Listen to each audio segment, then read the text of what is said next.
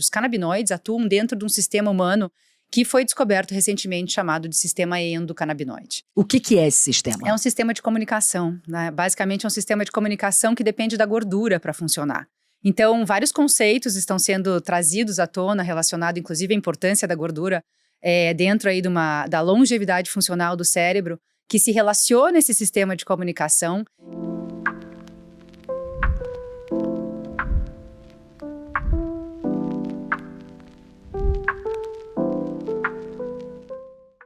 Como a cannabis pode, de fato, transformar a vida dos pacientes? Eu queria que você começasse contando em quais casos ela é indicada. Perfeito. Muito obrigada, Cris, pelo convite. É um prazer estar aqui com vocês hoje. Bom, a cannabis é uma substância com múltiplos alvos terapêuticos. É isso que hoje, na verdade, está chamando bastante atenção, principalmente para um componente dela chamado cannabidiol, que tem mais de 60 alvos moleculares. Então, ele pode desde atenuar dor, como sintomas relacionados a outras doenças, e tem uma atuação muito interessante dentro do sistema endocannabinoide. Os canabinoides atuam dentro de um sistema humano que foi descoberto recentemente chamado de sistema endocannabinoide. O que é esse sistema? É um sistema de comunicação, né? Basicamente é um sistema de comunicação que depende da gordura para funcionar. Então, vários conceitos estão sendo trazidos à tona, relacionado inclusive à importância da gordura, dentro aí da longevidade funcional do cérebro, que se relaciona a esse sistema de comunicação. E a cannabis, ela tem uma atuação tanto no cérebro quanto em outros sistemas, pelo fato do próprio sistema endocannabinoide estar em todos os lugares. Então, ele é um sistema, assim, de importância muito grande para nós e que os médicos desconhecem porque isso não é estudado na faculdade de medicina. Então, tem um gap hiper importante em relação ao tratamento bem executado e o conhecimento médico. Então, assim, a gente está hoje num momento de, desbravamento desse assunto, tanto em termos regulatórios como em termos médicos, né, relacionado à educação.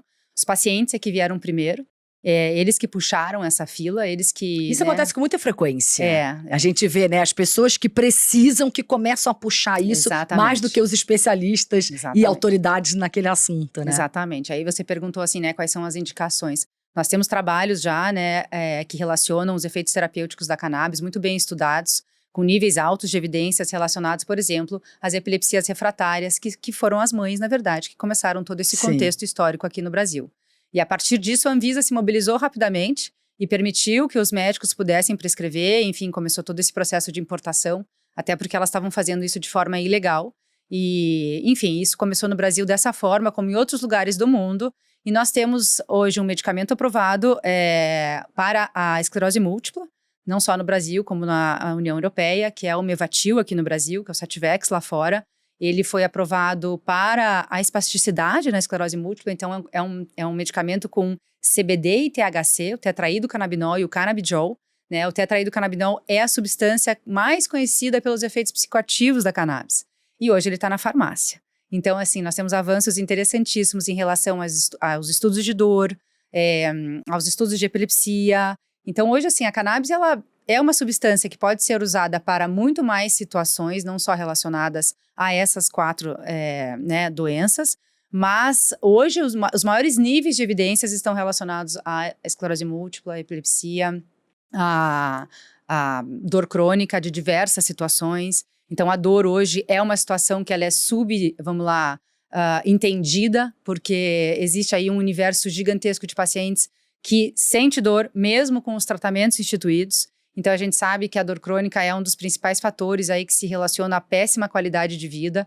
E a cannabis pode ser aí uma ferramenta terapêutica bastante interessante para esse universo também. Inclusive em tratamento com criança. Você, inclusive, chegou a falar disso aqui no começo, isso. Que quem começou com essa caminhada, quem colocou isso na mídia, quem começou a falar sobre isso foram justamente as mães de crianças e adolescentes que melhoravam com o uso da substância de cannabis. Isso, exatamente para essas doenças raras e epilepsias que a gente chama refratárias aos medicamentos convencionais. Essas crianças começaram a usar o cannabidiol e a melhorar de vários aspectos, não só relacionados à redução de medicamentos, a própria a cessação das crises epilépticas. Hoje a gente tem uma linha de pesquisa no transtorno do espectro autista em relação a cannabis, que também está aí com evidências assim bastante promissoras de melhora do comportamento, redução de agressividade, melhora a empatia, né, essas crianças muitas vezes não demonstram o amor, então a mãe, às vezes, né, relatos de que ele sorriu para mim, ele olhou pela primeira vez, ele me abraçou, enfim. Nossa, fico emocionada só de te ouvir falar isso. Situações, exatamente, que antes na medicina, enfim, a gente não tinha essa resposta com os medicamentos tradicionais. A gente vê que